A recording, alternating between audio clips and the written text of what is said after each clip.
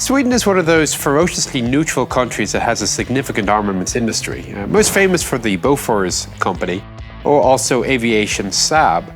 Lesser well known are the armoured vehicles that are produced mainly by the company of Landsverk.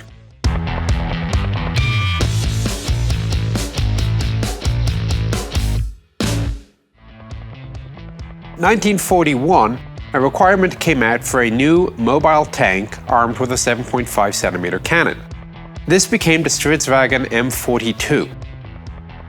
This had torsion bar suspension, fairly novel idea for a medium tank of the time. And the engines were a number of varieties. This particular model behind me had twin engines cranking out a total of 325 horsepower. The two engines would have two prop shafts. They both ran through the crew compartment under the turret basket to meet up in the transmission front and center. Driver was located at the front left.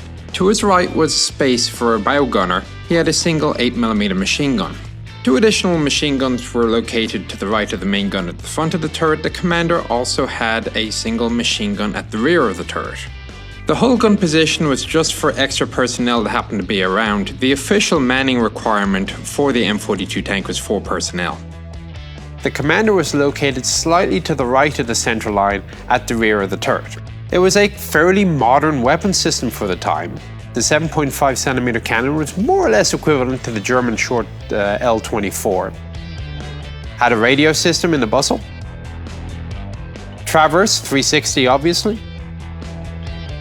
The wheels, independent, torsion bar, single pin track with center guides.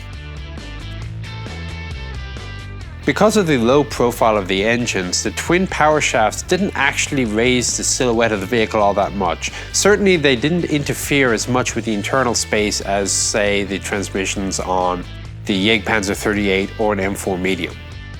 The turret is equipped with 3 large hatches, one on each side for the loader and the gunner, and similarly there's one on the top for the commander. He doesn't have a cupola, but he does have a number of periscopes. The vehicles had a very long service life, particularly because the hulls were used as the basis for the Stridsvagn 74 tank. Basically, you take the chassis of the twin-engined M42s, you stick an entirely new, large turret on it, 3-man crew, high-velocity cannon, and you delete the bow gunner. The turrets from the M42s were sent to be used as coastal fortifications, as pillboxes. After the STRV-74s were withdrawn from service, a lot of vehicles such as this one were recreated more or less back to an M42 standard by removing the turret from the pillbox fortification, putting it back onto the hull of the STRV-74. One STRV M42 has been retrofitted back to its original configuration. That's located in Sweden. It is a testament to the original design from 1941 that the vehicle was still in service effectively through to the 1980s in the STRV-74. It is a tank which is not often thought of. Everybody keeps thinking of the famous ones which actually saw large-scale combat in World War II.